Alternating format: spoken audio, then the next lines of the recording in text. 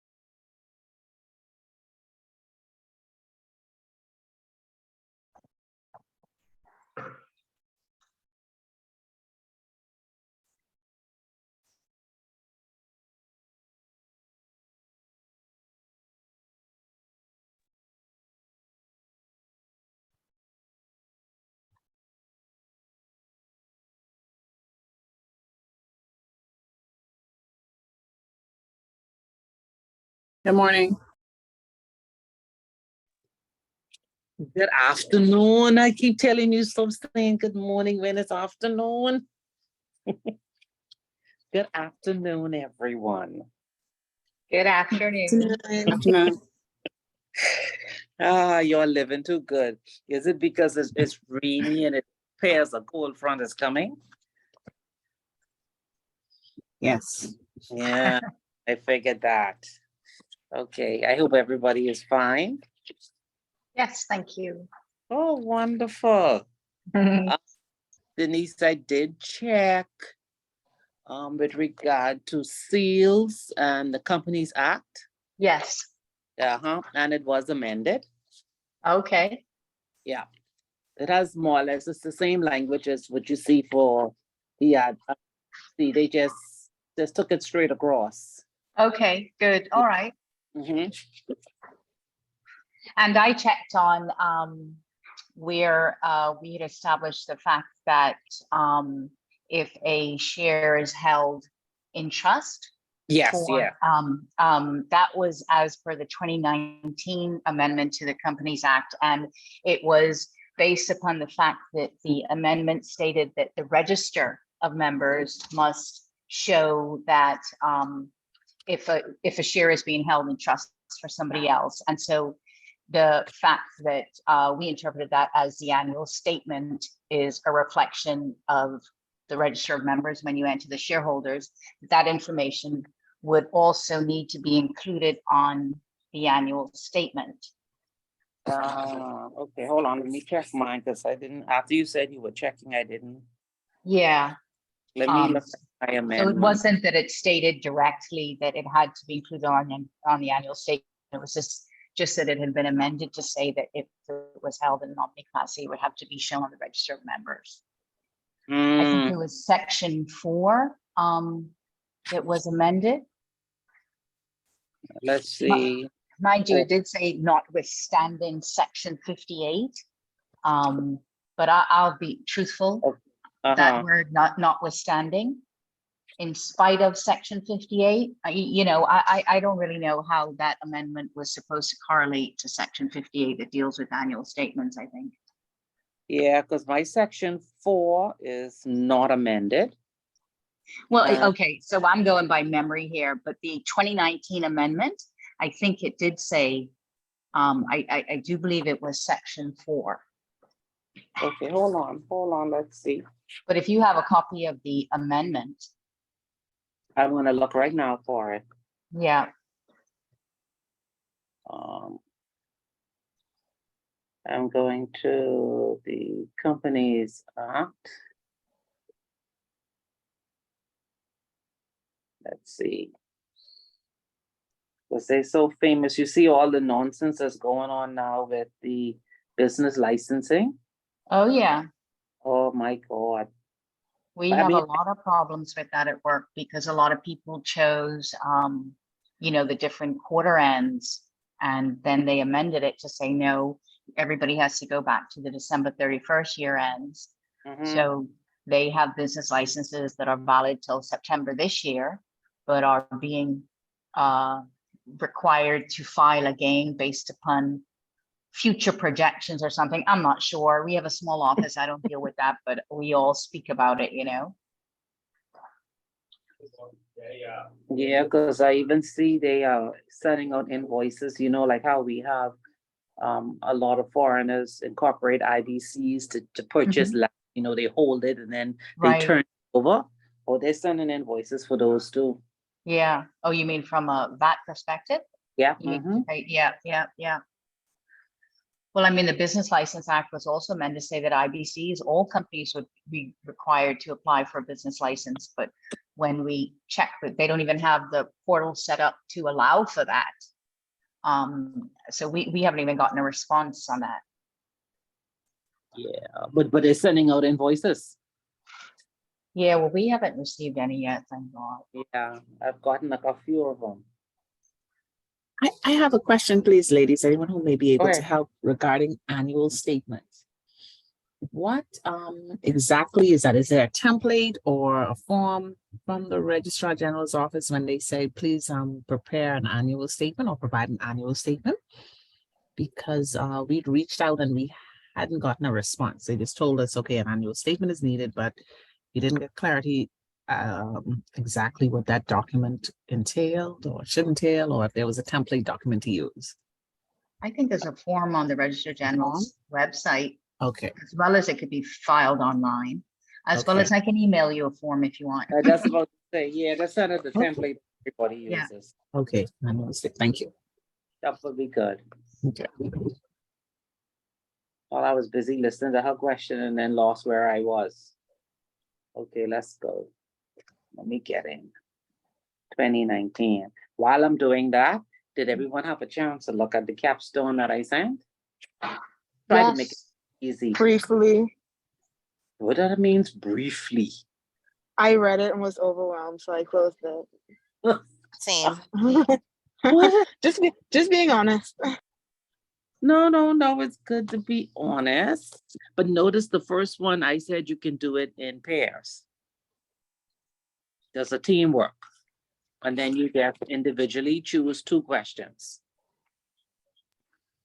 Oh, so even if we do it with someone, we each individual. Wait, can you repeat that? Sorry. No, the first question at the very top, the research question where you're gonna make some recommendation, you can do that in pairs. So you can submit that, say Denise and Alicia could send it. That's their first question. And then, Oh, okay. right, I say choose 2, you do that individually. Okay. Thank you. So it's So not overwhelming. altogether it's 3 questions? Yes. Oh, thank God you did that clarification. Because I thought it was one with someone and then the other one by yourself. I I thought thought it it was the whole thing with someone if 2. you chose. No, I thought it was 2 and you could do it individually or together. That's what I thought too. You can do that if you wish. Oh, so it's not 3 then. So it's only 3 if you choose to do one of them with somebody. No, I get you now. What do you mean 3?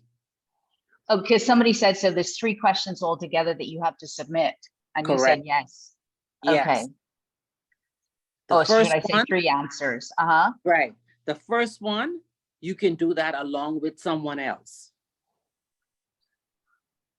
Okay. You don't have to do it by yourself because it is a research question and I know everybody is working. And then the second part where you choose 2 questions, you can do those by yourself. Now I'm putting it out to you now as to whether or not you would also want to do that with someone else. That would be nice. Now, the people Okay. do that at the beginning and then they turn around and send me emails. Okay, so we all have to do the first question regardless of whether we do it by ourselves or together. Is that correct? Correct. Yes, you're correct. Ah, okay. I thought that was optional because I No. flew past that one. Okay. And then in addition to that, we have to answer one of the 2. 3. 2, Oh, just 2 of the 4 questions that I sent. right. Sorry. Yes. 2 of the Yeah, 4 2. questions. Mhm. Okay. That just got worse. No, it Are did these not. hold on, are these expected to be very long answers? No, Thank you. no, they're not. Just clarified answers. Yes. Okay. The first one depends upon you and your team person, how much changes you want, or at the very beginning, you could say, based upon my work experience, my day-to-day job involves a lot of filings, or you prepare lots of resolutions. You can carve out how you're going to answer question 1. And what I've done is I've given you the latest model from the UK where they have made changes to their legislation. So you can compare our Companies Act to the changes that they recently made and see where you think that changes can be made. Dare I ask this? Or Go. shouldn't I? No way. I say go. Oh, I think you said no. No, Um, I go. Is it an option? I mean, just from a personal standpoint, I work more along with IBCs. Is there any option of answering that question based upon IBCs? IBC or CAC. Excellent. Right. Now I know some students, because they work with CACs, some people opt to go and say, well, let me go and learn the IBC Act, but it's up to you. Whichever Yeah. one you think is more advantageous for you, that's Yeah. the one. Great. I'm not gonna hinder you, because like I said, I know people are working, and so I don't want you to be frustrated and trying to get these assignment outs, and then at the end of the course, you say, I haven't learned anything because all you did was just rush everything just to say I completed it. Of course. Okay. And Go ahead. since we're on those questions, for example, the first question, it says advise the shareholders. I mean, not to say, it seems like a very simple question, which is, I mean, you would just look at the articles to determine who has the power to remove an officer or a director, right? Mm-hmm. Okay, so I mean, They're not very long. yeah, it's not to be very complicated, at least not that No. first one. No. Okay. They're not good. The only one I'm telling you that is going to be long is the first one. And it depends on how you approach it. Right. Okay. Nobody else has questions? Only Hi, Ms. Denise. Archo. Good afternoon. I'm Good so afternoon. sorry. My name is Annie. Good afternoon, everyone. I'm just jumping into the Zoom room for the first time. I apologize for my absences the last 2 times, but I am trying to play catch up. And I just want to make sure I understand terms correctly. So CAC is Companies Act companies? Yeah, you're correct. Okay. Okay, perfect. And I think I follow what you're saying, but for clarification, when you say draft the main operating clauses of a Companies Act company, are we talking about, or is this leading us to a place where we're making just legislative recommendations to a government in terms of amendments to the act? And I think Ms. Dixon was saying she would prefer to use an IBC, but I'm just asking. Yes. Okay. For So clarification. you can use the IBC or the CAC. Okay. If you look at the CAC at the very back, Yes. you would see a model A, a table A, and that Yes. table A, governs how the company is to operate. So you can go through that.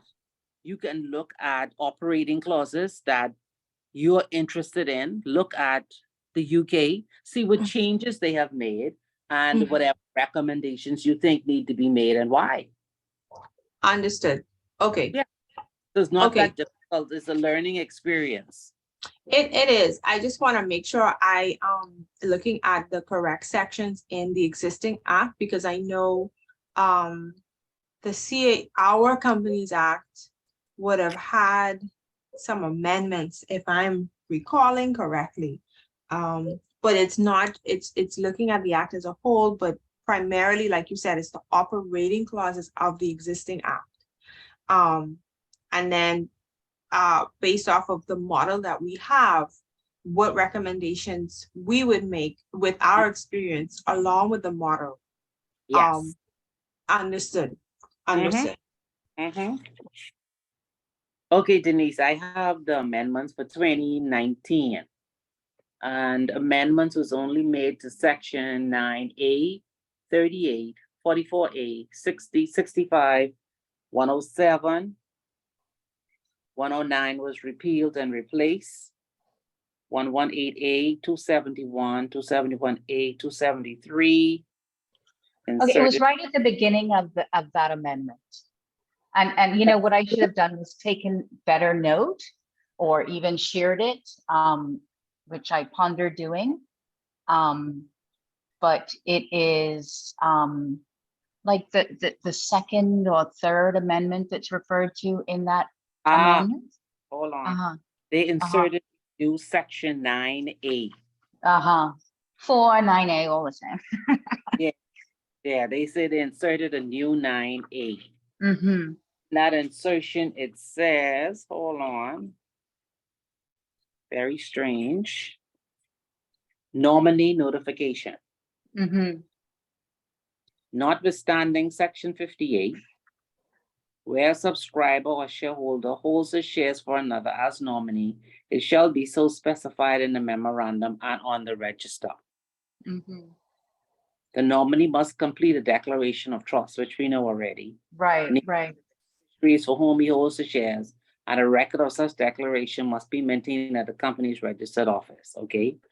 For the purposes of this section, a beneficiary shall be a natural person who ultimately, directly or indirectly owns or controls a company. So notwithstanding 58, so let's go to 58. 58 pertains to annual statements, So filing of annual statements. I was there a few minutes ago. Okay, so. And I don't know Every this act off by heart, by the way. You know it by heart? No.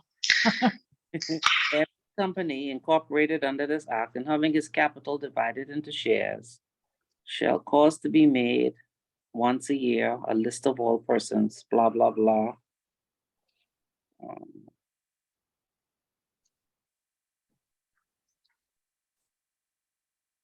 So only thing section 58 does is list what should be contained within the annual list.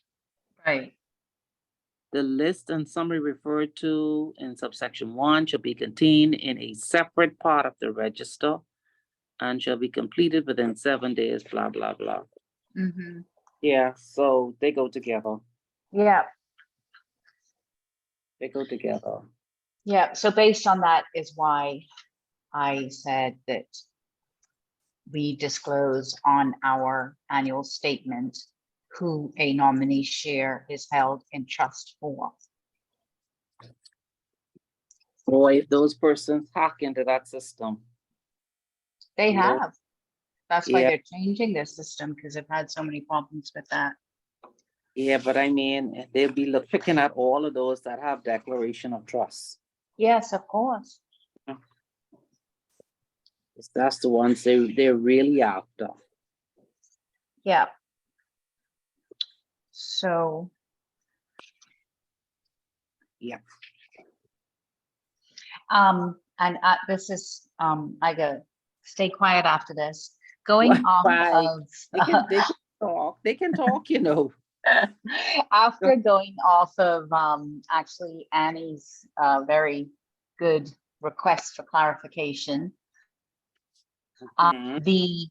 she had asked if we were going to make recommendations to amend the act. Yes. And so in order to include additional articles in the Articles of Association, it would not necessarily, would that correlate? Don't you have leeway to put certain articles in your Articles of Association to govern how the company is run without there being an amendment to the legislation? Yes. Okay, so our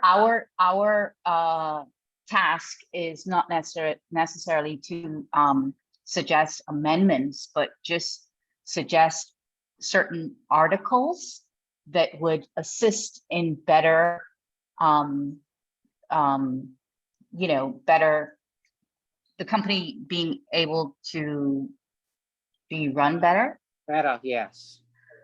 to put it basically. Yeah. Yeah. Okay. I think the UK has actually made amendments to their Companies Act quite a few times compared to us. I mean, it hasn't changed from the time I read it, except for these few amendments. Right. Yeah, but they have done a full sweep as things change. You would see, because even when you try to read some of the new cases and the decisions that come out, they have changed a lot. And we still seem to be, like a lot of legislation, stuck in time. So the English case law I mean, I'm completely ignorant when it comes to these things. English case law can be applied to, I guess, obviously use as precedents or whatever, precedents when deciding Yes, on rulings for our, I mean, because that's what our system is Yes. based upon, right? yes, Okay, okay, all right. yeah, so precedence is taken from the UK, and we can also use cases from any other Commonwealth jurisdiction. Ah, We can refer to okay. Canada, we can refer to Australia, any country that is a part of the Commonwealth of countries. Ah, okay. Yeah. All right. Sometimes you go outside and you can refer to things that would have happened in the East Caribbean courts, or a decision that's made in Jamaica. Depends what the matter is about and how similar it is to what's being discussed in the courts. Yeah, yeah. Okay. So it's quite informative. Sometimes, like I said, what I would probably try to do is to find some company law cases that are not too long. Most cases, anywhere between 12 and 25 pages. Because when they refer to legislation, like the English or Bahamian, they have to give you a little synopsis as to what the case was about, what was decided, and whether or not it's relevant to the case that is being heard before the courts. So, for those who've never read any of them, or just so you can have an idea of the company law matters that go before our courts, I'll probably see if I can find, or not find, because I have cases. Let's see if I can send you 2, no more than 3, Okay. that you can read. So who's volunteering to present? I like volunteers. I'm gonna send 3. Oh, I was just trying to figure out what we were presenting.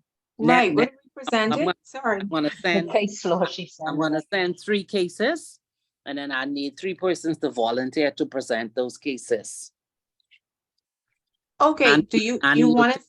I'll volunteer, but how do you want us to present it? Breaking down on the same topic, or sorry, No, just want to it know. won't be on this topic. It'll just be 3 matters that went before the court related to company law. Okay, so Right. you just Right, so you'll get an idea for when you're doing the first part of this capstone to see how the Right. courts here look Uh-huh. at cases from around the world, look at legislation.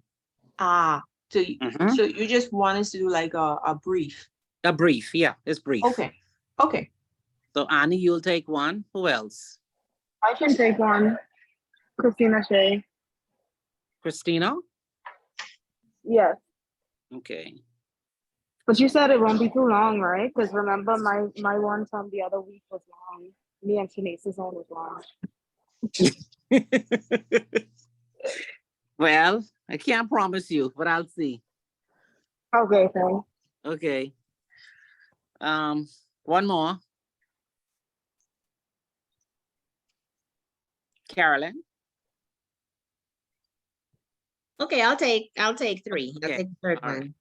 Thanks. Okay, that's so everybody will get it.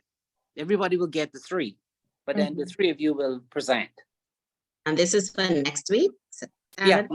Yeah, I'm sending it to you. Okay, dokes. That sounds good, right?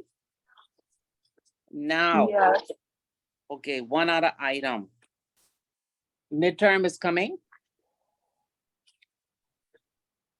And I think we had agreed it's a take home. Definitely. Yeah. Okay. All right, so let's I'm agree. I'm sorry, Ms. Archer, I was missing. This is a take-home assignment? This is take home midterm, yes. Okay, that works for me as well. Okay, so hold on. The date for that is February the 18th, because we're on, what is today, the 4th? Yes. Yes. Okay, so after next week, Saturday, the following Saturday is the 18th. And so that means that you have to send it to me on the 18th. But before I go to that date. I'm in my calendar now. So we won't have like an actual class on the 18th. It's just submitting the midterm. Yeah. So if you Okay. didn't get to finish it, at least you can finish it. Is there a certain time you want it by? The class time or? Oh, no, maybe by what? By midnight. Perfect. Thank you. Okay, now I'm trying to see when to send it. Today. No, but I haven't written it yet. Say today. Oh, today would have been good for you. When you write it, make sure you're really full and had a lot of sleep, so you're happy. Okay?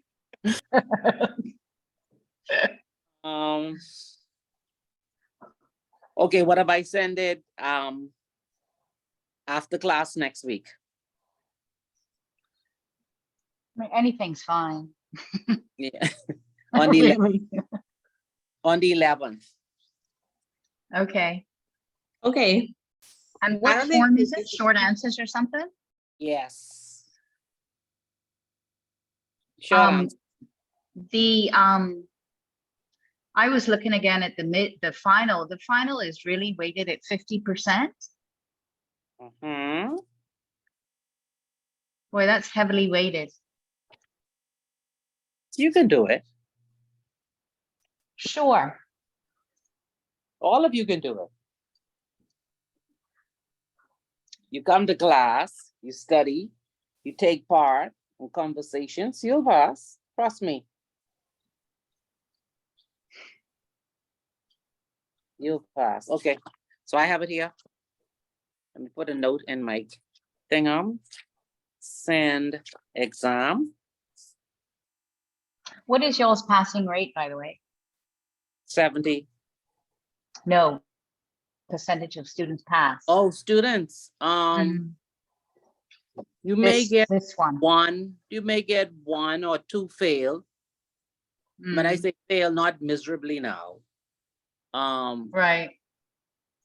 Probably just wasn't paying attention, or when they studied, they didn't listen for the review as to the subject areas and what you need to know.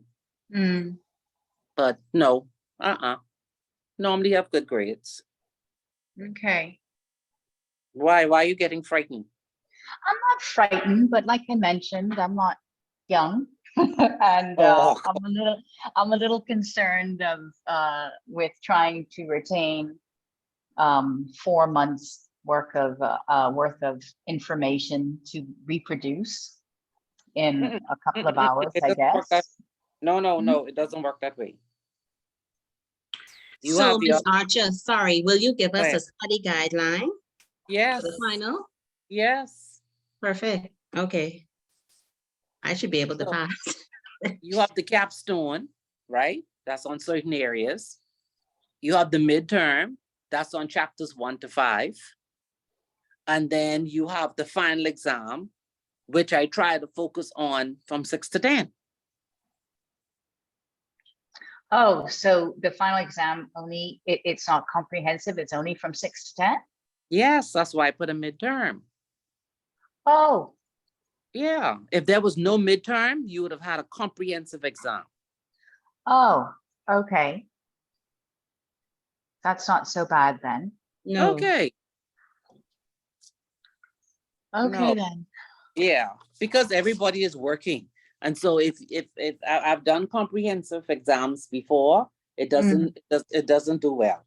No, well, that's my concern here, as I just stated. And so, no, I don't do the comprehensive exams. That's great. We're all adults. Yeah, We Very don't need that considerate. sort of stress. no, you don't need any stress because No, learning is honestly. supposed to be fun. So I don't I want to agree. burden you. Yes, I fun wouldn't do and that. not focused on getting grades, but instead obtaining knowledge that will stick. Exactly. Mhm. Exactly. Mhm. Ms. Archer? Yeah.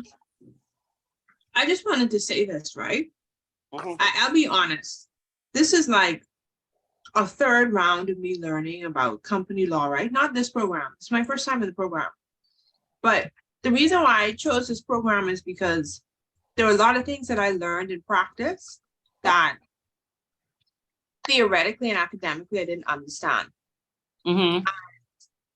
Doing this course and looking through the curriculum, it is robust and it can be like, it seems like it's a belly full. But at the same time, I appreciate the approach that we're taking. I mean, I've missed 2 classes, but again, I appreciate the approach that we're taking. My only question is, I know that there's a lot of, and you started to talk about it with Ms. Dixon. There are amendments with our acts. Do we have that in our manual, or did Mr. Pratt email it to us? Or that's I something think he we should did. I search think out? he did. I think he Send the did. amendments. Okay, No. I think what he sent would He have sent the been acts. the acts itself with the latest amendments. okay. Not Do we need latest to- in terms of what was issued, latest in terms of what he had. I mean, there been other recent amendments, and I don't think those are included. But Okay. up to Bahamas the law is time that he- online. Right. Okay, but the acts, the list of legislation that he sent us includes the most, well, like you said, not the most recent, but the most up to date that he would have had. We should Yes. search out the other amendments. Yes. Okay, all right. But just circling back to that point. So this seems a lot. I appreciate that this is gonna be practical and fun. That's it. Yes. Everything should be practical and fun. That's how Yes. you learn. Exactly. That's how you retain. Yeah. Because if you try to make it too complicated, then a lot of people have difficulty, and you'll have some people, they would start the class. After the second class, they drop out. And you ask what happened. They don't understand anything. It doesn't make any sense to me. And they literally just drop out. So I've seen that before. So people just get frightened. Even like when they get the manual, they say, oh, this is too thick, I can't do this. This is too much information. Yeah. Yeah. So that's why I said, I try to make it as simple as possible. I mean, you could do it whereby you spend a lot of time going through all of this information, but not everybody knows law. And so then they get confused. That's me. Yeah, so I try to do a little blend between the two without going too deep. Because if you go too deep, then people get confused. Yeah. So I'm trying to avoid that. I'm grateful. I try. I said try. All right, so let's get started on this topic for today, which is pre-incorporation. I need you to pull out your, if you have it handy or online, your IBC Act and your CAC Act. Folks.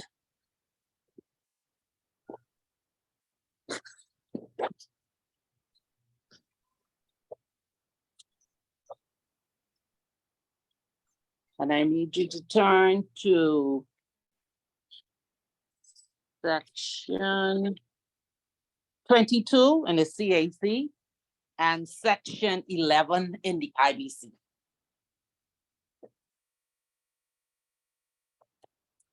Let me know when you're there.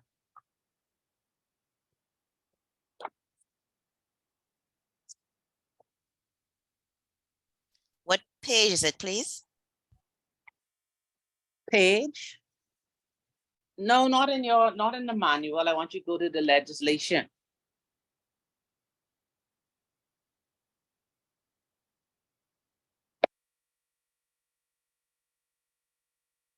I want you to go to CAC, section 22, IBC, section 11.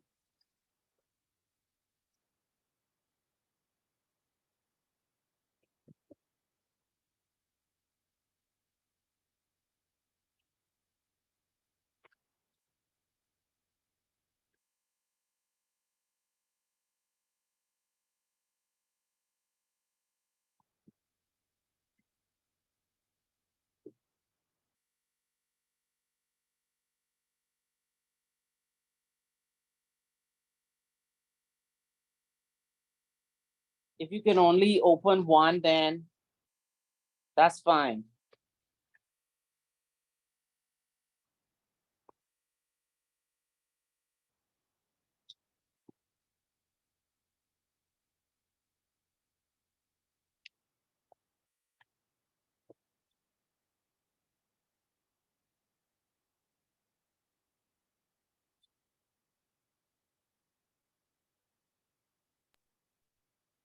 Got it for the Companies Act.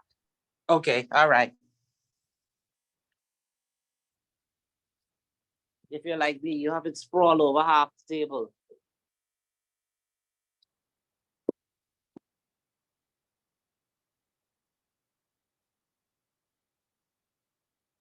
Denise, I know you know yours from the IBC Act out of your head, so you don't need to look for anything.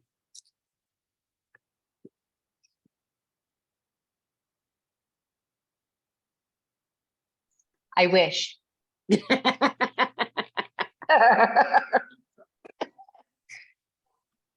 I know you do. No. Let me just wait on the others. Let me wait on the others.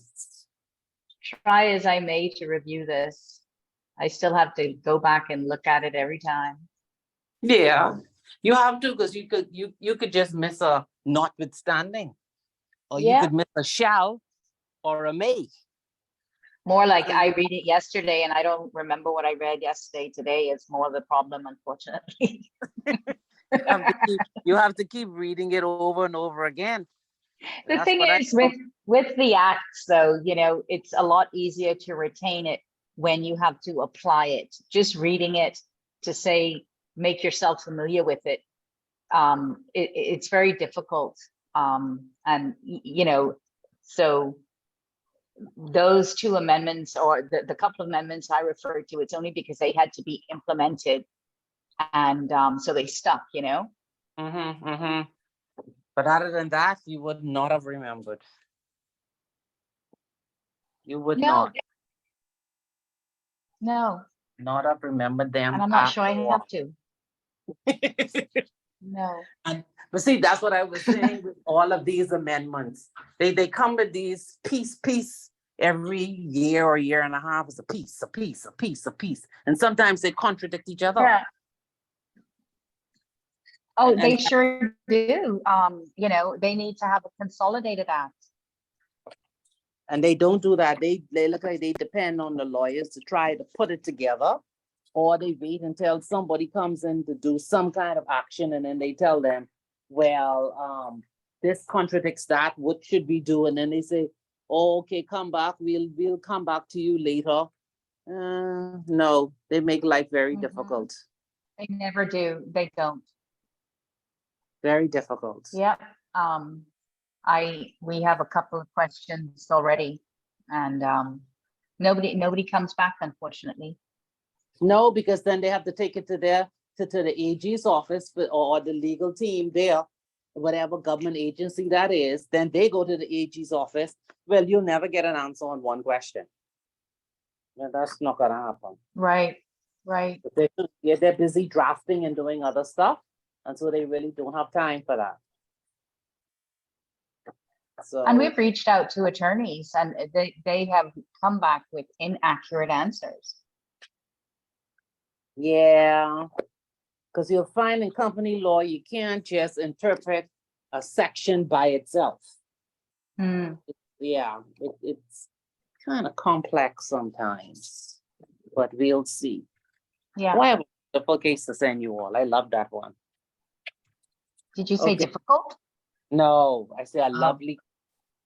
I did not say the word difficult. Are you Didn't- gaslighting me? I'm sure I heard difficult. No, this is a very nice case. You'll find this, you'll like this one when we discuss it next week. Make sure you have your computer nearby because you can look it up, articles in the newspaper. Okay. Yeah, it was a good one. All right, so pre-incorporation.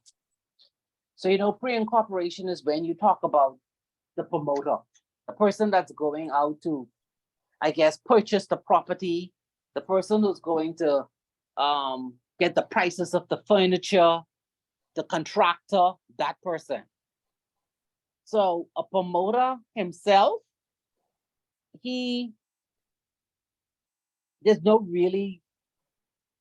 real definition of who is a promoter. In the legislation, in the case of Whaley Bridge, Judge Bowen said that the term promoter is a term not of law, but of business. It's usually summed up in a single word, a number of business operations familiar to the commercial world by which a company is generally brought into existence. So really a promoter is in a controlling position. And what he's doing is forming the company's affairs. Sometimes the promoter may be a shareholder once the company is incorporated. So who would you regard as a promoter? It could be the person who drafts the legal documents. It could be an attorney. It could be a banker. It could be the person who is going out to, like I said earlier, to look at the land, or hiring the contractors, ordering the furniture, all of that. Now, once you've incorporated a private company and there is a need to raise capital for a public company, then the company is converted, like we said, to a public company in accordance with the Securities Industries Act. So if you are a promoter, what are your duties? So in equity, a promoter stands in a fiduciary relationship. And remember, when you say fiduciary relationship, you're referring to as an operation of law that there are some duties under common law that arise with that fiduciary relationship. So he stands in a fiduciary relationship as he is promoting the company, but he is not a trustee. He can make a profit as long as he discloses interests in whatever transaction that he is dealing with. And the company has to consent to him receiving a profit from the transaction. So in your notes, I gave you the case of Gluckstein versus Barnes that you can read.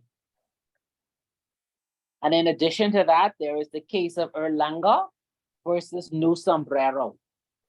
So that's another case that you can read, and both of those are on the internet. So they're not that different, they're not that difficult to read. And both of them referring to the duties of a director. In the case of Erlanger, they spoke about the promoter had to obtain an approval from an independent board. And in that case, the House of Lords took a strict view that the disclosure has to be made to an independent board of directors. So it's similar to when you have a company now and the company itself, let's say a company is ready in formation, they are in the process of seeking, let's say someone to lay tiles in the company. If your company is a company that provides that service, then you should disclose. The boards of private companies are unlikely to be entirely independent of the promoter of the company. Because like they say, the promoter could be one of the shareholders or can be one of the directors of the company. And since the Solomon Principle, where it was held that the liquidator of the company could not complain of the sale to it at an obvious overvaluation of Mr. Solomon's business, all members having acquiesced, it has been accepted that the disclosure to the members is equally effective. So that's why you see in large corporations, directors and members annually have to state whether or not they have, first, whether they have any holdings or stakes in any companies, or whether any of their related parties have any shareholdings in any companies. And then they have to state if they have any conflict of interest with any business that the company is carrying out. Any questions so far? I have a question. Go ahead. Am I the only person who has never heard of this concept of promoter before? That's strange. I've never Yeah. heard of it either. Never. This must be for large companies or operating companies, should I say. I've never, ever come across this concept ever. And this totally lost me. Really? Yeah, I mean, because you know, promoter, no, a beneficial owner, a client comes to us to set up a company, that's it. And there's Okay. no drafting of articles. We use the standard article as a rule, the standard M&A, you know. Maybe an attorney would be involved if real estate was going to be purchased and then owned by the company that was incorporated. But no, I've never heard of this, and I found all of this very confusing. Okay, so let's take something. Mr. Archer, we could probably use this in a practical sense because, I'm about to give you an example. yeah, what I mean is because I think I understand what Ms. Dixon is saying, because from an IBC and from a trust perspective, I don't know if we've run into this, but I kind of transitioned from a trust world to a domestic company world. And though the term promoter is not something you hear, it is something you see. So, yeah. Yeah, so let's say if the group of us together, we were sitting down and we said, we want to go into the marijuana business. You know, that was in the newspaper this week. And Yeah. let's just say they had said that they're in the final stages now, and we've already spoken to a few persons at the AG's office and also someone that works with the minister, and it's most likely that it's going to be tabled at the next sitting. So we're looking at maybe by March, April, that legislation will take effect. So we're sitting here now, all of us around the table, and we're saying, yes, let's go ahead with our marijuana business. And we decide now that we're gonna have Carolyn go out there, see if she could find a piece of property we'll be interested in, an architect, a contractor, all of these things to get this business on the go. As she goes, so then she's soliciting and putting this information together, getting quotes, getting start dates. Everything is based upon the legislation coming into effect and this business. She acts as a promoter. Realize now that the company itself has not been incorporated as yet.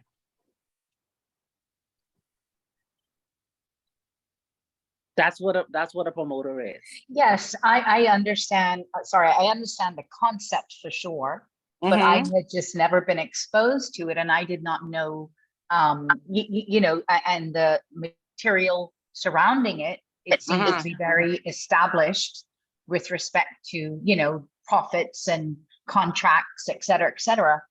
So, Yes, yeah, yes, I had just yeah. not come across it, you know. Because you deal primarily with IBCs. But if you deal with CACs, you will see that, yes, that is a part of it. Well, People we do do- have some domestic as well, but I Okay. guess they're just not on such a level, you know. Even a we have one that owns a hotel, recently purchased a property, but we kind of once the property was purchased and the attorney handled all of that, we handled the rest, you know, as a corporate service provider. But somewhere in that process, Mm, they had a promoter. right. Before they incorporated the company, they may have had someone who went about trying to find the right hotel for them, location, where the renovations were needed. Someone did that for them. Actually, somebody probably didn't. That's why it's such a mess. But on to everything else. Let's go on from here. So Ms. Archer, a promoter is used a lot in investment funds and mutual funds as well, right? Yeah, Yep, they would go out. Yeah, But for not- determine But that. normally when they're going out promoting, they're already formed. Mm-hmm. In this instance, in the company law, the company is not incorporated as yet, Okay. which exposes them to liability. But Right, then so Ms. go ahead. Sorry, Ms. Archer. Sorry, I didn't mean to cut you off. Right, I wanted to kind of raise that because I think what I've observed, and I've been in offshore for a very short period of time. A lot of times with international clients or clients that come to open up IBCs, the objective is to incorporate the company first. And even though certain business relationships or a certain business that is connected to the incorporation of the company is being done before the company is incorporated, I think the objective is to incorporate the company first. But a lot of times on the ground with domestic companies, and I'm saying this because sometimes I have independent clients that come, there is such a pressure and there is such a demand that I have to get this contract for this lease. So I have to book this business and I have to have these other contracts in place before the company is incorporated. And I know for me personally, sometimes I'll have some clients come to me on the side because this isn't really my 9-to-5 job. But some people come to me and they say, hey, Annie, I need this company incorporated in 2 weeks. And it's like, oh, okay, right, great. It's possible. The registry may not always behave, but it's possible. But a lot of times these persons would have already booked business. Yes. Or they would have gotten lease contracts for Mhm. space, or they would have entered into agreements for sale in the name of the company that hasn't even been incorporated yet. Yeah, and that person who's carrying out that act, even though that person eventually may incorporate the company and be the member and the director and the officer under an IBC structure, in that same light, with this whole scenario you just said, that Mr. Joe Smith is a promoter. Got it. You got it now? So you wouldn't see that name. People wouldn't say he is a promoter. Oh, Mr. Joe Smith is a promoter. You know, it's similar to when you look at boxing, right? When anyone is in that sport of boxing, they say that person has a promoter, which means that person is going out and speaking about this person and talking about how many KOs they had, this and that, boasting about it. In company law, that promoter is the person who goes out scouting, getting all of the information that you need to get your company up and running. But he exposes himself to, How? because he has to be careful how he enters into these contracts. Oh, you mean prior to the company being incorporated? Is that what you mean, entering into the contract pre-incorporation? Mm-hmm.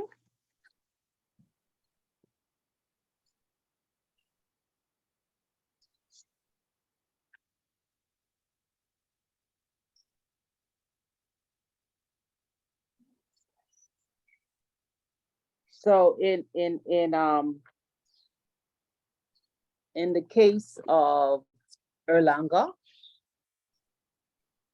the House of Lords took the view that the disclosure mentioned, like I said, had to be made to an independent board of directors. And I said that's where, you know, that conflict comes in and that disclosure. Now, as a promoter, your liability could be considered under two headings. One is before and one is after, in terms of purchasing property. If the promoter doesn't disclose his interest in a sale, and this is before he began to act as a promoter. So let's say he did not disclose his interest in the sale, the company can rescind the contract. And if the company wishes to keep the property, it may do so, but it can't recover any profit if a profit was made. Now, if the property was purchased by the promoter after he began to act as a promoter, rescission is still available, which means that if the company wishes to rescind it, it is possible to regard the promoter as an agent of the company when he purchases it. And the company can recover the profit made by the promoter. Rescission is available if it is possible to restore the company and the promoter to the position they were in before the contract was made, as where the company has resold the property to a third party. And in that case, the company must go with the contract and sue the promoter for the profit made, depending on the promoter's position when he bought the property, which he later sold to a company. So as a promoter, he is in a fiduciary relationship. And that means that he has duties to the company. And those duties, like I say, they're derived from common law. They are not contractual duties because the company is not incorporated and cannot contract with the promoter. But the promoter can be regarded as a quasi-agent working without a contract. As such would be at common law, we would owe a general duty in negligence to exercise reasonable skill and care in the promotion. And that's why normally when a company hires or contracts with an individual to be a promoter, you have to make sure that a promoter has the requisite skills to carry out the function that you're contracting them for. So if he allows the company to buy property, including his own property, and that's what some promoters do. That's why they like to be appointed the promoter, because let's say they have land, they know that the proposed company is looking for land, then what they'll do is have the proposed company enter into a contract for land that they own. So if they do it for more than it is worth, then they are liable to the company for damages and negligence.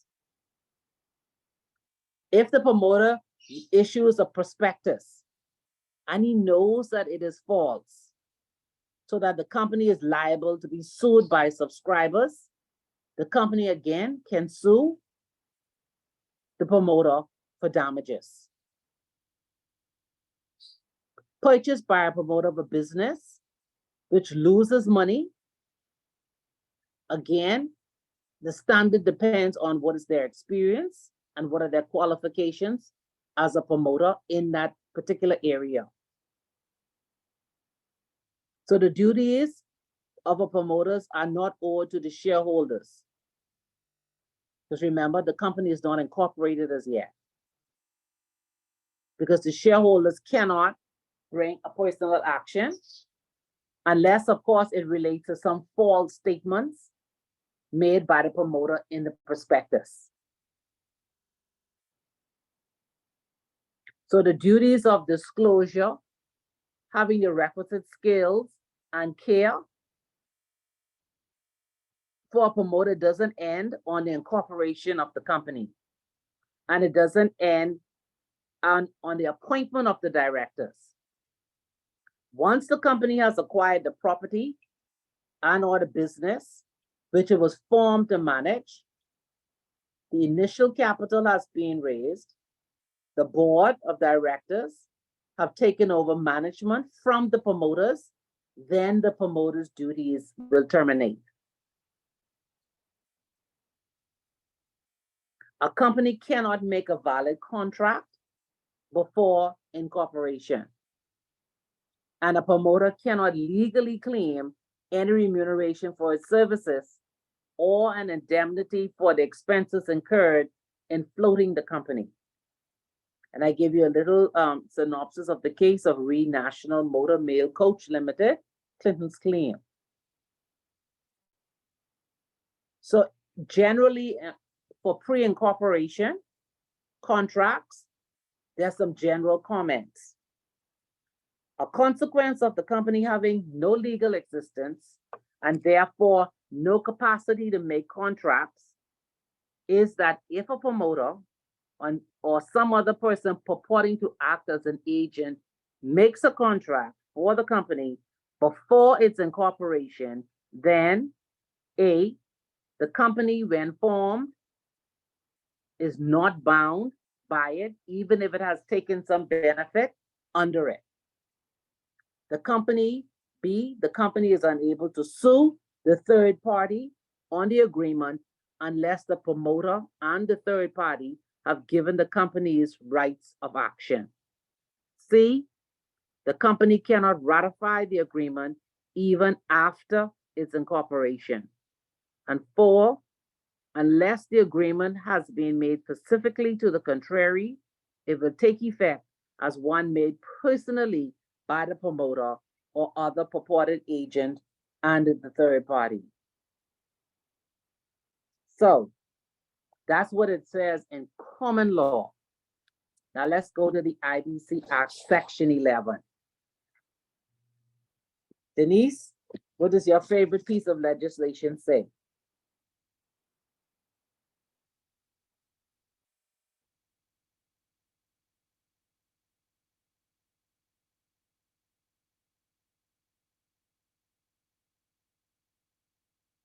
Denise?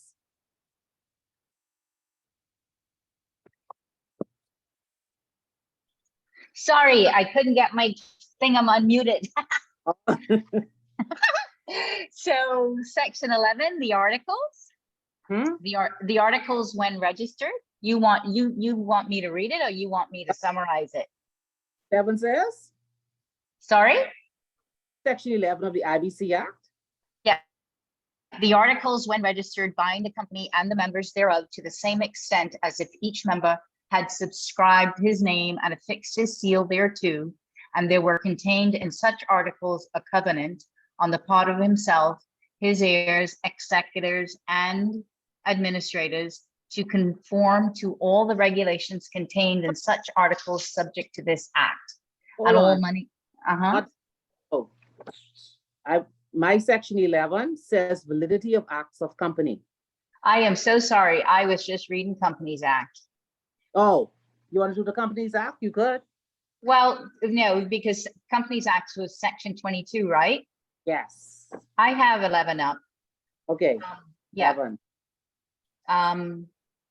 No act of a company and no transfer of real or personal property by or to a company is invalid by reason only of the fact that the company was without capacity or power to perform the act or to transfer or receive the property, but the lack of capacity or power may be pleaded in the following cases. A, in proceedings by a member against the company to prohibit the performance of any act or the transfer of real or personal property by or to the company, or B, in proceedings by the company, whether acting directly or through a receiver, trustee, or other legal representative, or through members in a derivative action against the incumbent or former directors of the company for loss or damage due to their unauthorized act. 2, for the, Yeah. you want me, yeah, for the purposes of subsection 1A, the court may set aside and prohibit the performance of a contract if A, the unauthorized act or transfer sought to be set aside or prohibited is being or is to be performed or made under any contracts to which the company is a party. B, all the parties to the contract are parties to the proceedings. And C, it appears fair and reasonable in the circumstances to set aside or prohibit the performance of the contract. And in so doing, the court may, in applying this subsection, award to the company or to the other parties such compensation as may be reasonable, except that in determining the amount of compensation, the court shall not take into account anticipated profits to be derived from the performance of the contract. Okay. So in essence, what is it saying? That if someone promotes a company before it is incorporated, an IBC, Is it still on me? Mm-hmm. This is a general question? That's a general question. Anyone can chime in. Great. Under the IBC Act, what's the liability of a promoter? I hope I'm hearing this correctly. So a promoter for an IBC is essentially allowed to act for the company, except in certain circumstances. And if the company disagrees, or if the company being the IBC is like, look, we didn't want them to do this, or we didn't want to do that, they can take it to the court, and the court can say, well, if these things are present, then we will turn it over one way or the other to the company or the person who was involved in the contract with the company. I don't know. For me, I'm kind of listening and reading the CAC at the same time. I don't know if this is correct, but I feel like there's more wiggle room for a promoter with an IBC than there is for the CAC. I'm gonna turn my mic off now. Yeah. Don't you mean turn your mic off? No, but the way it is worded is totally different from what's in the CAC. Because it says it's either a member or the company, or by the company, either one of them can bring a proceedings. Notice it says proceedings. That's the key. It's a proceedings. Now, when we go to the CAC in the section 22 is different. It says, except as provided in this section, a person who enters into a written contract in the name of or on behalf of a company before it is incorporated is personally bound by the contract. And that person is entitled to the benefits of the contract. So under the pre-incorporation CAC, it tells you in black and white that you are entitled to the benefits when you enter into a written contract for, in the name of, or on behalf of a company before it is incorporated. Then it says, within a reasonable time after the company is incorporated. And you know, reasonable time would have to be based on case law as to what is really reasonable. So within a reasonable time after the company is incorporated, it may, by any actions or conduct, signifying its intention to be bound thereby, adopt a written contract entered into in its name or on its behalf before it was incorporated. So in subsection 1, it says that if the promoter has a written contract in the name of or on behalf of a company before it is incorporated, he is personally bound and he could benefit from that contract. Subsection 2 says, once that company is incorporated in a reasonable time and the company wants to be bound by that contract, it can adopt it. Now, subsection 3 says, when a company adopts a contract under subsection 2, the company is bound by the contract, and now the company is entitled to the benefits, as if the company had been in existence from the date of the contract, and that the company has been a part of that contract from the date of the contract. A person who purported to act in the name of the company or on its behalf, ceases, except as provided in subsection 4, to be bound or entitled to the benefits of the contract. So once the company adopts that contract, it is entitled to the benefits, and the promoter ceases to act in that capacity because he's no longer bound, because the company has adopted it. Now, subsection 4 says, except as provided in subsection 5, whether or not a written contract made before the incorporation of the company is adopted by the company. Notice it says whether or not a written contract was made before the incorporation of the company is adopted.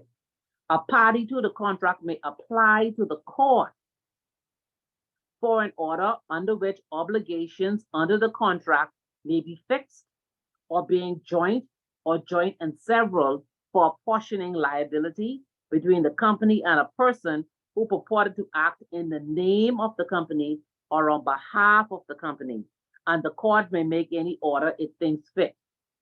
So under subsection 4, it says that whether or not it was a verbal agreement or a written agreement that was made before the incorporation of the company, a party to the contract can apply to the court. And for the court to assess who is liable, whether it's a promoter or whether it's the company. So subsection 5 says, if it is expressly so provided in a written contract, a person who purported to act for or on behalf of a company before it was incorporated is not in any event bound by the contract or entitled to the benefits of the contract. So again, under subsection 5, it states that if a promoter enters into a contract, it is a written contract, and in it, it states that he's purported to act for and on behalf of a company before it was incorporated, then he is not bound by the contract or entitled to the benefits of the contract. So And that's then could you compare that, and how does that differ? So under the Companies Act, which I mean, I am somewhat aware of, that a contract entered into prior to the incorporation can be adopted by the company after incorporation. And under the IBC Act, are you saying that that cannot happen? what it actually says that, I mean, is that the comparison? yeah, because when you look at, no, it can be, because Mhm. what the IBC Act done is it makes it simpler. Oh, It says that no act of a company and no transfer of real or personal property by or to a company is invalid by reason only of the fact that the company was without the capacity or the power to perform the act or transfer. But the lack of capacity or power may be pleaded in the following cases. So the same way in section 22 in the Companies Act, a promoter can go to the court to assess liability as to whether is liable or the company is liable. Under the IBC Act, the member or company can do the same thing. Go before the court for assessment of damages for an And act that is was authorized. that's only with respect to liability?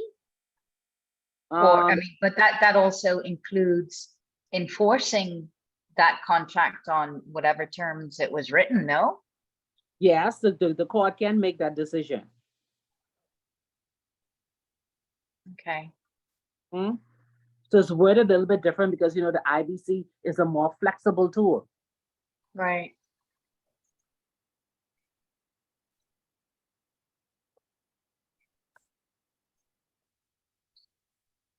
I would have never known on my own that those sections in the respective acts correlated to each other.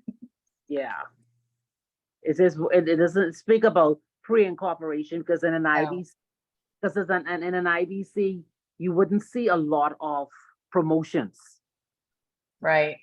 Purpose is not for that, but acts can be done in the name of that IBC prior to that IBC being incorporated. That's why, Yes. but the same way Annie just gave that example, you'd see them coming, they want to purchase, I don't know, a plane, a boat, a piece of property, and they sometimes they come with two different avenues. One, they say they're about to incorporate a company somewhere else. And this is the name of the company. And they want that real estate or that boat in the name of that company that is not incorporated yet.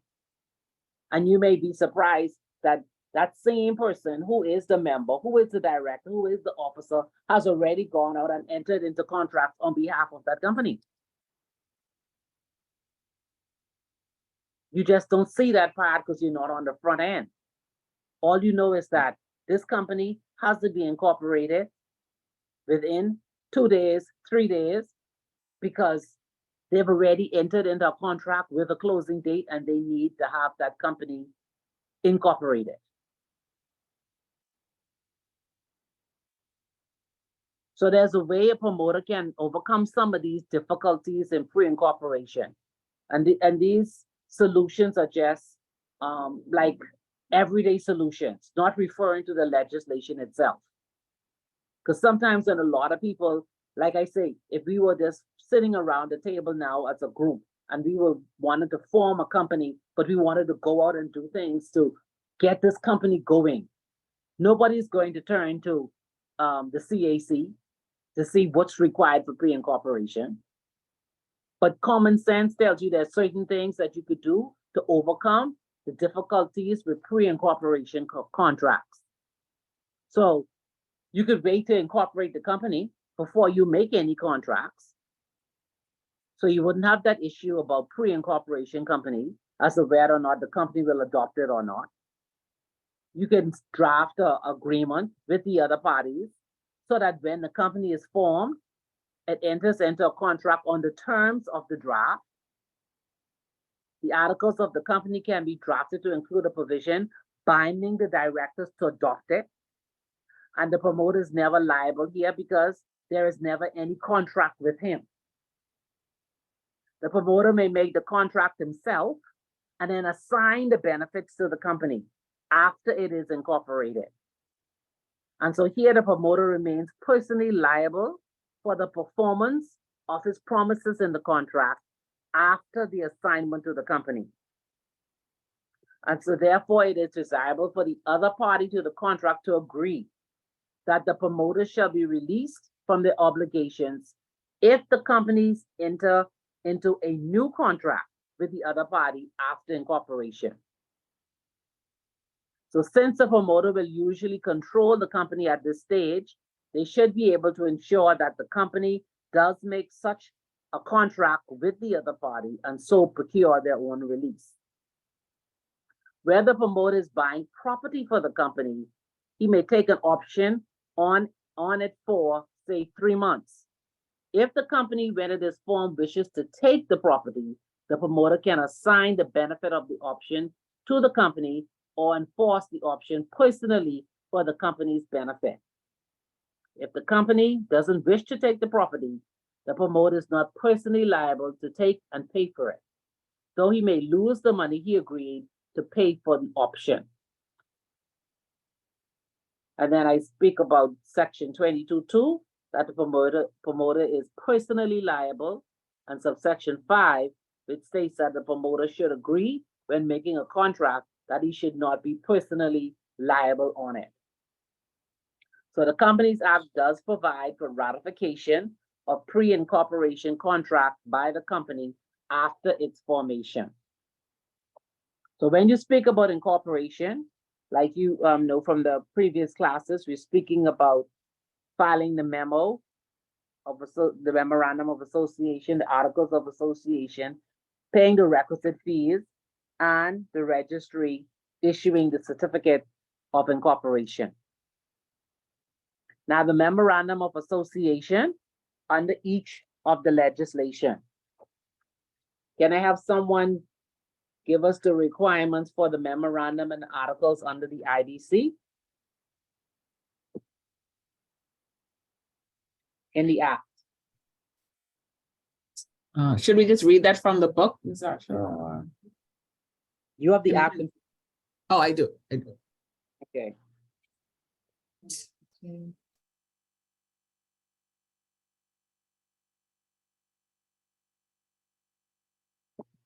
You could have read it from the book, but I want you to read it from the act.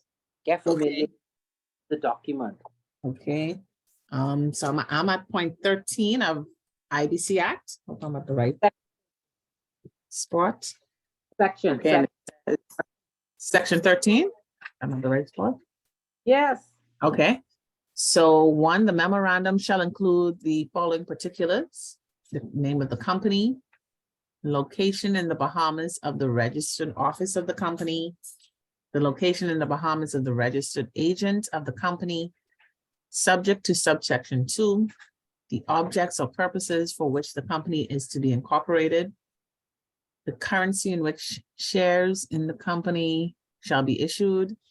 In the case of a company limited by shares, a statement of the authorized capital of the company setting forth the aggregate of the par value, if any, that the company is authorized to issue, and the amount, if any, to be represented by shares without par value that the company is authorized to issue.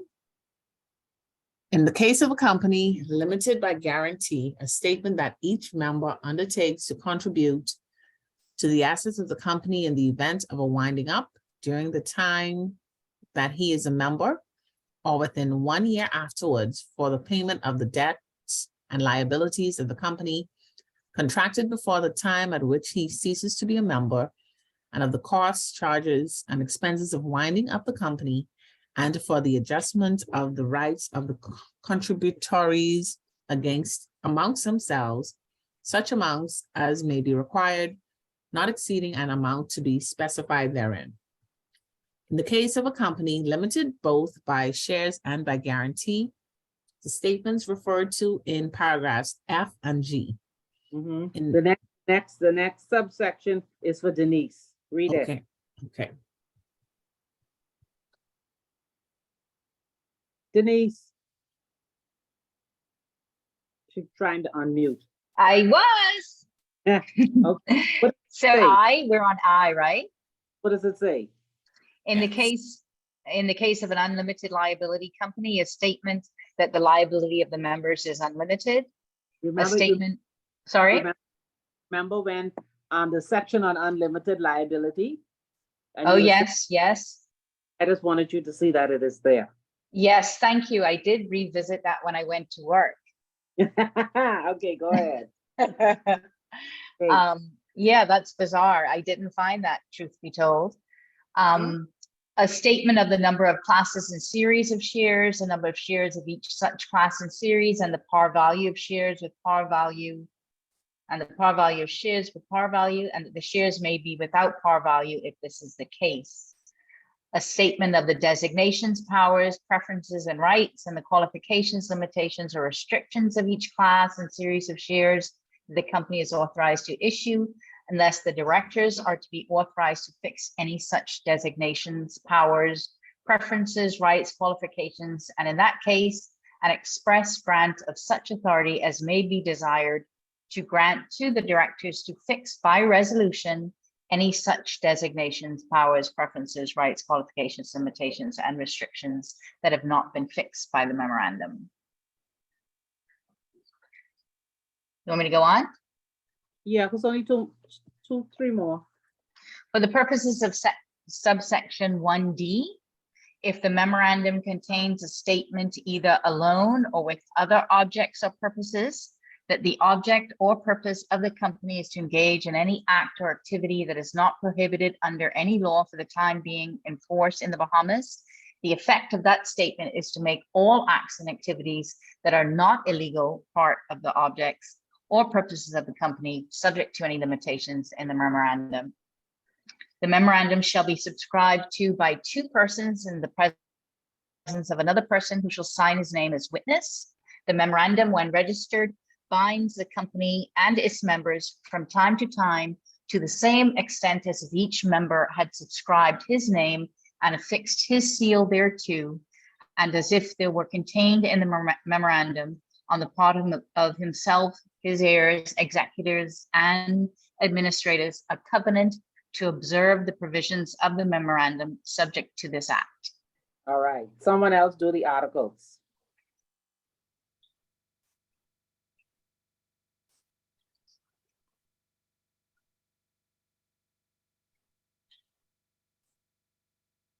They're Carolyn, looking you're, for their unmute button too.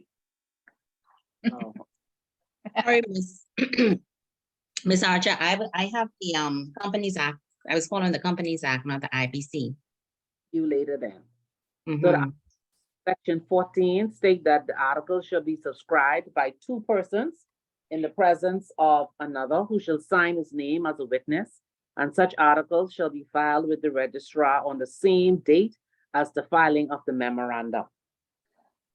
The articles, when registered, bind the company and its members from time to time to the same extent, as if each member had subscribed his name and affixed a seal thereto, and as if there were contained in the articles on the part of himself, his heirs, executors, and administrators, a covenant to observe the provisions of the articles subject to this act. And then registration, the memorandum and article shall be registered by the registrar in a register to be maintained by him, to be known as the Register of International Business Companies. Upon registration of the memorandum, the registrar shall issue a certificate of incorporation under his hand and seal, certifying that the company is incorporated. An application for the registration of a company under this act shall be in such form as may be prescribed and shall be accompanied by such documents as the registrar may determine. The registrar shall not register the memorandum or the articles delivered to him unless he is satisfied that all requirements of this act in respect of registration have been applied with, and a counsel and attorney engaged in the formation of the company, or the registered agent named in the memorandum of the company to be the registered agent certifies in writing or in electronic form that the requirements of this act in respect of registration have been complied with, and the written or electronic certification delivered to the registrar is sufficient evidence of compliance.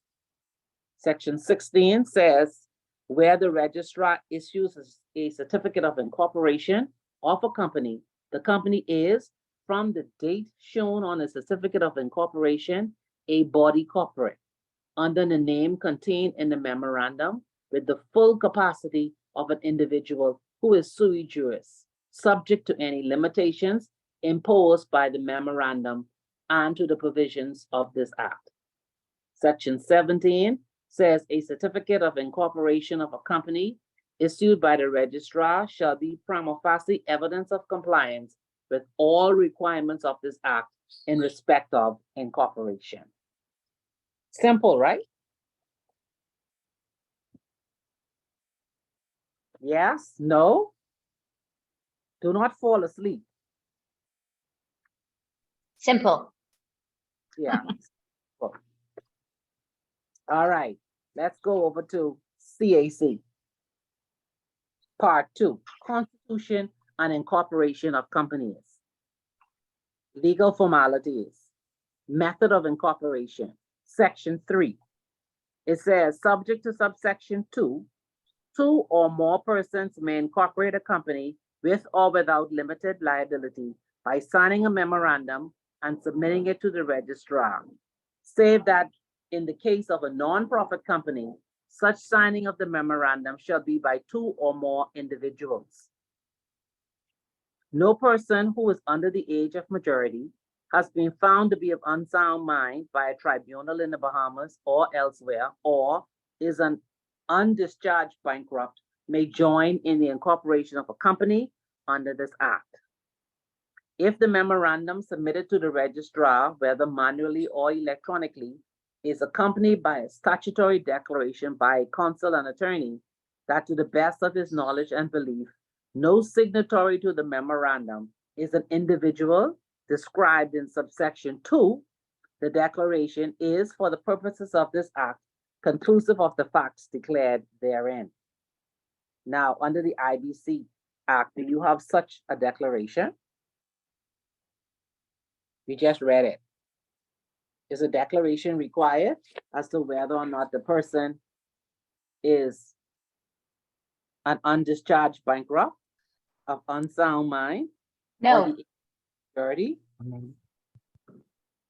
I don't remember that. No. no. Section 16 says, with the full capacity of an individual who is sui juris. You don't have to declare that, do you? There's no declaration. No, I thought that was your question, whether it had to be declared. no. But under the CAC, it has to be declared, but not under the Yes. IBC. No, So y'all could be incorporating all kind of loony bins, we do. especially the ones, some who say they are very wealthy, Yeah. free money. Ah, Okay, so section 4 says, the liability of the members of a company incorporated under this act may, according to the memorandum, be limited either to amount unpaid on the shares respectively held by them, or to such amount as the members may respectively undertake by the memorandum to contribute assets in the event of its being wound up. I don't think we need to read a memorandum by unlimited liability. See there again, Denise, section 6. yes, yes. Okay, just letting you know it's there. Well, that is Companies Act. Again, I was just the IBC Act, like I said, the whole selling point or attraction, I always thought to the IBC is that it was, you know, to limit liability. Okay, so section 9. The memorandum shall be signed by each subscriber in the presence of at least one witness, same as the IBC. The memorandum shall, when registered, bind the company and the shareholders to the same extent as if each shareholder had subscribed his name and affixed his seal thereto, and there were contained in the memorandum on the part of himself, his heirs, executors, and administrators, a covenant to observe all the conditions of such memorandum subject to this act. Those words sound familiar? Yes? Yeah, with the contract, the promoter, pre-incorporation. So where company referred to in sections 5, 6, 7, and 8, increase the number of its shareholders or members or the amount of its share capital beyond the registered number or amount as contained in the memorandum, notification of the increase shall be given to the registrar within 14 days of the resolution authorizing the increase, and the registrar shall thereupon record the increase. Okay, someone read section 10, Articles of Association. Want me to read it? I'll read. No, name was going to read it. Was it you, Carolyn? Okay, I'll go ahead and read it, Ms. Archer. So Articles of Association, Section 10, subsection 1, says, subject to subsection 2, articles signed by the subscribers to the memorandum shall be filed with the registrar in respect of each company not later than 6 months after the issue of the certificate of incorporation of the company.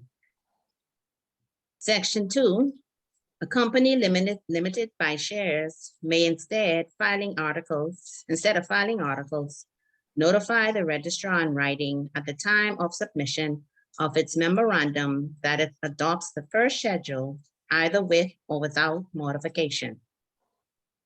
Section 3, modifications to the first schedule shall be filed with the registrar. Section 4, a company limited by shares which does not file articles within 6 months from the date of filing its memorandum shall be deemed to have adopted the first schedule. Okay, and the signature and effect of articles. Okay, so section 11, the articles when registered bind the company and the members thereof to the same extent as if each member has subscribed his name and affixed his seal thereto, and there were contained in such articles a covenant on the part of himself, his heirs, executors, and administrators to conform to all the regulations contained in such articles subject to this act, and all monies payable by any member to the company in pursuance of the conditions or regulations shall be deemed to be a debt due from such member of the company. Okay, so that's the signature and effect of articles. And under the IBC Act, it said, what was that wording they used? Certificate to be evidence of compliance. So, how do you alter articles? Under the IBC Act, Section 18, it speaks to amendment of memorandum or articles. So it says, subject to any limitations in its memorandum or articles, a company may amend its memorandum or articles by a resolution of members, or where permitted by its memorandum or articles, or by this act, by a resolution of directors. So whenever you're amending, you have to check the memo and arts. So subsection 2 says, a company that amends its memorandum or articles shall submit to the registrar within 28 days after any amendment, a copy of the resolution of members or directors amending the memorandum or articles, as the case may be, authenticated in accordance with subsection 1 of section 73 as a true copy of the resolution amending the memorandum or articles, and the registrar shall retain and register such copy of the resolution. Subsection 3 says, an amendment to the memorandum or articles shall not have effect until it is registered by the registrar. So how do you alter articles under the CAC? Shanice?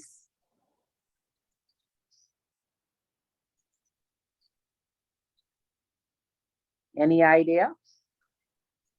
Same way. Same way? What section? I don't know, but by resolution of directors or members.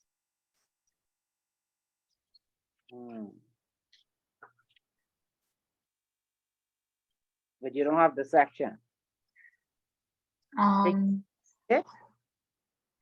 Pardon? Think you can find the section?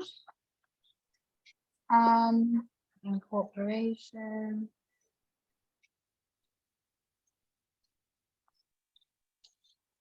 Probably under director's powers, no?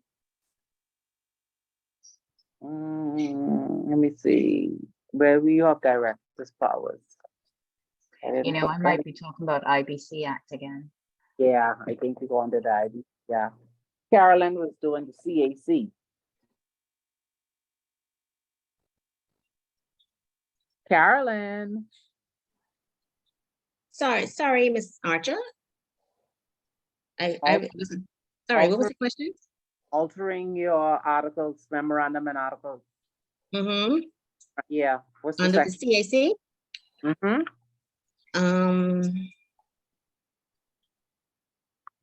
Hold on, I had it and then I scroll. Let me just scroll 1 second.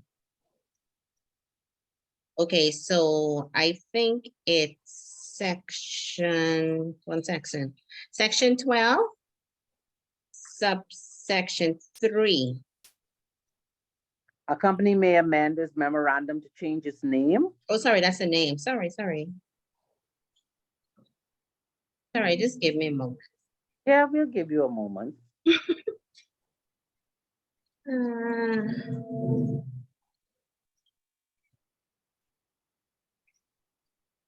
So even when we spoke about the names, remember associations and all of that?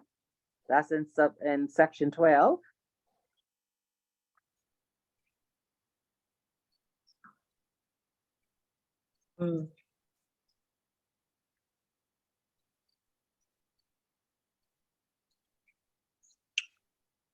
I'm not too sure. I think I lost it. I was following you, but listening to you, but I think I can't pinpoint the section. I'm looking now because I didn't highlight this one that I'm using now. And I don't want to go alteration, section 29. Oh, it's way down there. I was Huh? still up by 12. Oh, no, no, no. Okay, hold on. 729. Oh, yeah, okay. Alteration of memorandum and articles. Huh? Section 29. Hmm, Okay. well, Take it, follow. you wish for me to read again? Again? Okay. Well, I'm looking for more volunteers, but I'm not Oh, getting okay. Tina, Shanice. I can read. Go ahead, Tina, let's go. Oh, that was Shanice. That was Shanice. Okay, go ahead, Shanice. Okay, alteration of memorandum and articles, section 29. Subject to this act, a company may by resolution of the members alter the contents of its memorandum. Subsection 2, subject to this act and to any conditions contained in its memorandum, a company may by resolution of its members alter or add to its articles. Subsection 3, a company that alters its memorandum under subsection 1 or alters or adds to its articles under subsection 2 shall submit to the registrar a copy of the resolution of members altering its memorandum or altering or adding to its articles, as the case may be, signed by a director, the secretary, or an authorized officer of the company, as a true copy of such resolution, and the registrar shall retain and register such copy of the resolution. Okay, so on the IBC Act, it says you have to submit it within 28 days. Is there a time limitation under the CAC? It doesn't specify that. No, it doesn't. But it does state who should sign. Yes. Mhm. Member. Signed by a director, the secretary, or an authorized officer of the company as a true copy of such resolution, and then the registrar shall retain and register such copy of the resolution. But it doesn't state that in the IBC Act. All it says is you must submit it.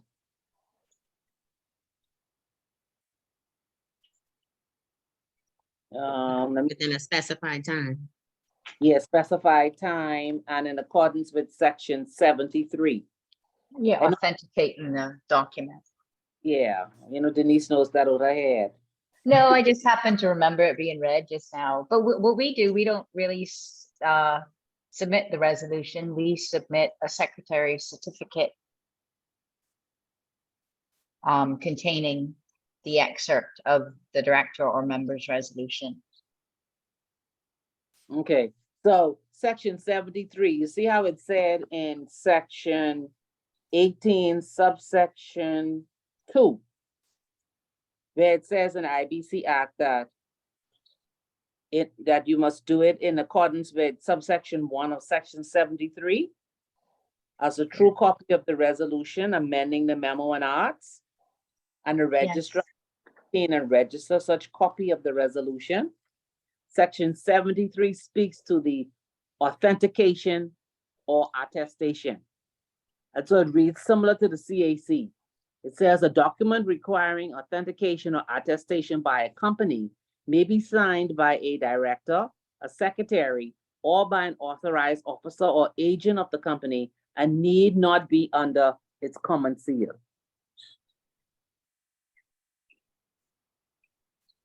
And if the signature of any director, officer, or agent authenticating or attesting any document is verified in writing by the registered agent of a company, the company is bound by the document. And note section 74. If at any time, under the IBC Act, if at any time there is no member of a company, any person doing business in the name of or on behalf of the company is personally liable for the payment of all debts of the company contracted during the time. And the person may be sued, therefore, without joinder in the proceedings of any other person.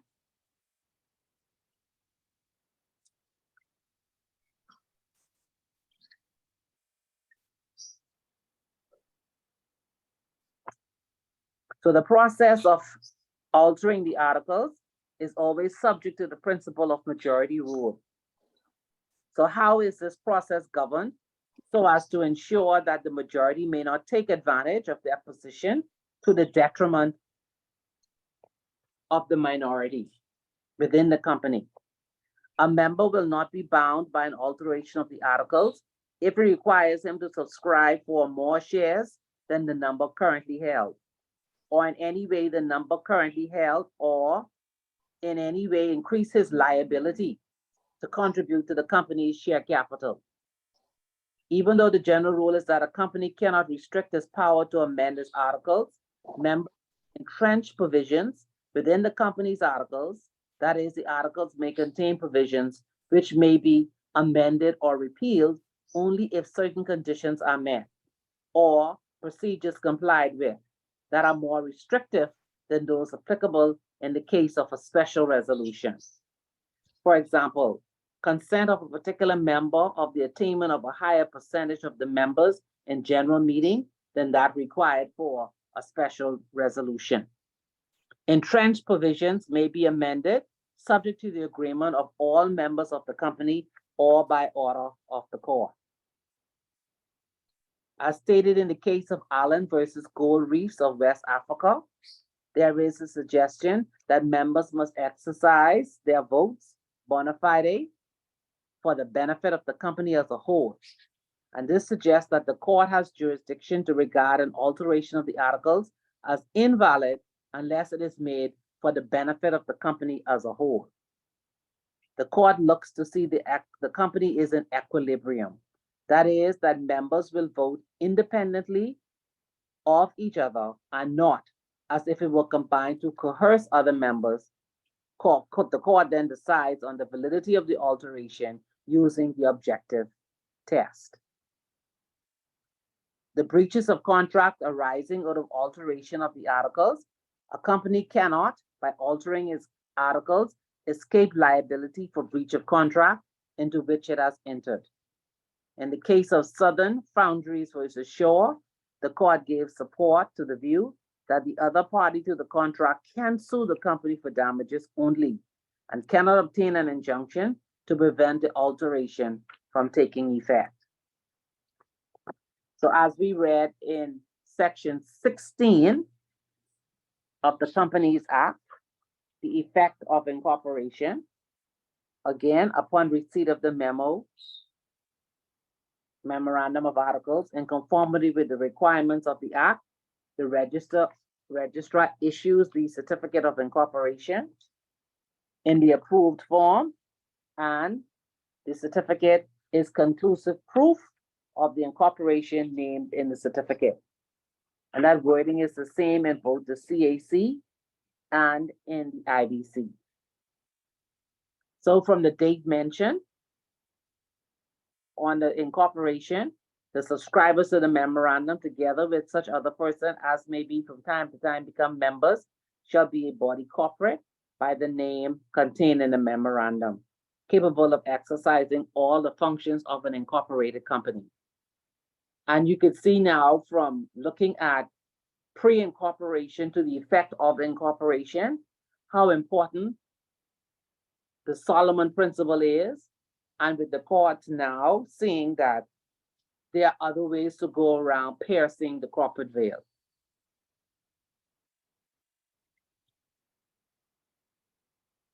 So the issue of a certificate of incorporation is that it incorporates the members of the company into a persona at law, which means legal persons, and limits their liability if the application for registration requires this.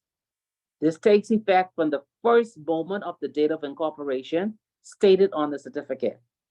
The certificate of incorporation is conclusive evidence that all of the requirements under the Companies Act or the IBC Act as to registration have been complied with and that there have been no irregularities. However, the certificate of incorporation is not conclusive evidence that all the company's business is legal. If a company is registered with illegal or immoral business, the case of Bowman versus Secular Society decided that the Crown could apply through the Attorney General for a quashing order to cancel the registration made by the registrar. So from the date impressed upon the certificate of incorporation, the company becomes a body corporate with perpetual succession and with the right to exercise the powers given in its memorandum. The company's life dates from the first moment of the day of incorporation. Any questions?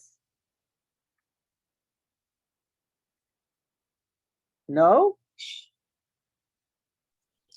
Any questions, but I'm hoarse. Oh. So you need to send me an email then. Yes, ma'am. Okay, all right. Sorry, you're hoarse. Sorry. Anyone else?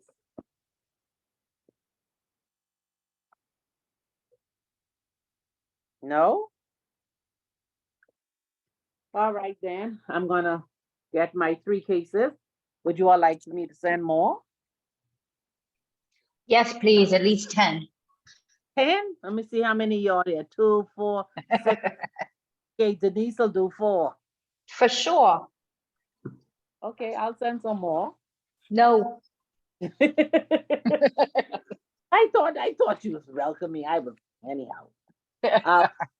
If I find any more, I'll just assign them to somebody. How about that? Save your time. Don't bother with all that looking. All right. So next class is on, what's the topic? Oh, record keeping. So that's not too long. That's very short. Because I know you all were there saying, oh God, when will this class ever end? Kinda. Oh, not that bad. Next week will not be bad. You'll have enough time to start studying. You're just Yeah. full of all sorts of lovely news.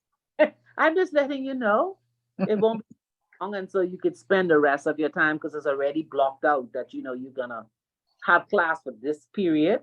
You can start to put your thoughts together as to how you're gonna approach questions in the exam. Okay. All right? All right. Okay, everybody. Have a great weekend and a great week. And those who are sick, I hope you get better. Yes. Okay? I'm not sick, but thank you for the class. Yes. Most welcome. Thank All right. you. Have a good weekend. Yeah. Bye. Thank you. Goodbye. Okay. Bye.